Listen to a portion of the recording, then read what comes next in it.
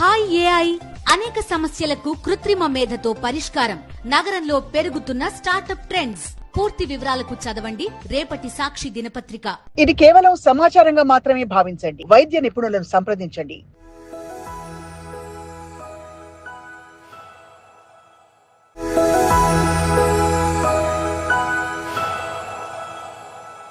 ఫీవర్లో recommend చేసే ఈ ఆహార పదార్థాలన్నీ కూడా they are actually bad for the body.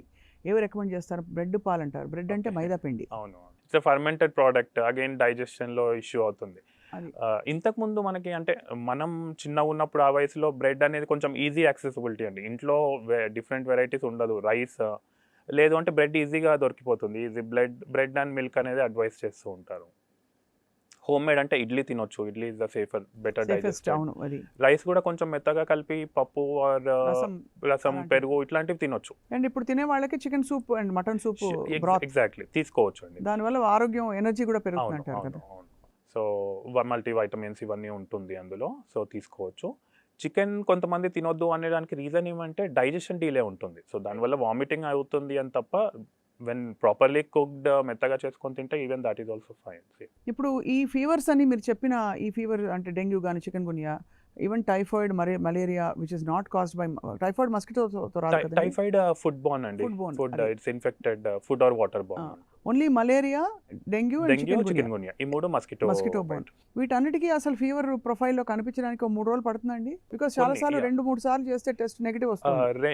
Different types of test ఉంటాయండి. డెంగ్యూలో మెయిన్గా ఫస్ట్ డే డెంగ్యూ NS1 అది చేయొచ్చు, కానీ కొన్నిసార్లు ఫస్ట్ డే కూడా నెగిటివ్ వస్తుంది. ఫస్ట్ డే ఒక 24 hours ఆగి చేయాలి అనుకుంటే డెంగ్యూ NS1 AG అని ఉంటుంది, అది చేయొచ్చు. సిరాలజీ అనేది IgG, IgM యాంటీబాడీస్ అండి. అది యాంటీబాడీస్ బాడీలో ప్రొడ్యూస్ అవ్వాలి అంటే 5 days మినిమం టైం పడుతుంది. సో 5 days తర్వాత చెక్ చేస్తే కానీ డెంగ్యూ సిరాలజీ, చికెన్ గున్యా సిరాలజీ పాజిటివ్ రాదు.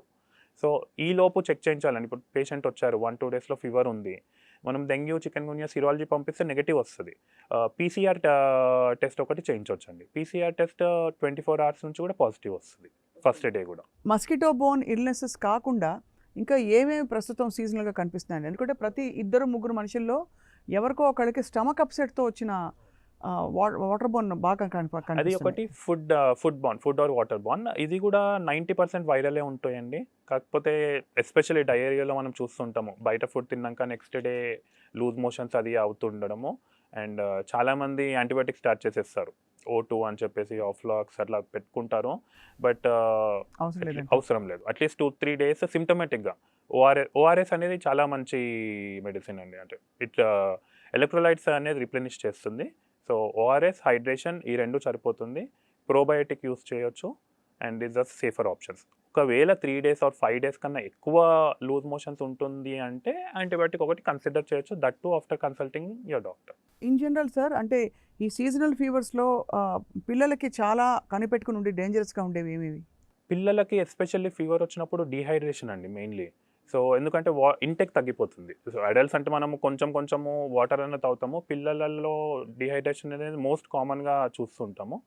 ఇంకొకటి వచ్చేసి టెంపరేచర్ 102, 103 వెళ్ళినప్పుడు ఫెబ్రైల్ సీజర్స్ వస్తుంటుంది, అంటే ఫిట్స్ రావడం. సో అల్టిమేట్గా ఫిట్స్ వచ్చినప్పుడు జాగ్రత్త పడాల్సింది అలా ప్యానిక్ అవ్వద్దు అండ్ వెట్ స్పాంజింగ్ చేస్తూ ఉండాలి, అంటే టెంపరేచర్ తగ్గిస్తూ ఉండాలి. ఒక్కసారి ఫిట్స్ ఆగిపోయాక టెంపరేచర్ తగ్గినాక ఇమీడియట్లీ కన్సల్ట్ యువర్ పీడియాట్రిషియన్ అండి. అంతే. అండ్ హైడ్రేషన్, వాటర్ బాగా ఇస్తుండాలి కిడ్స్కి అని.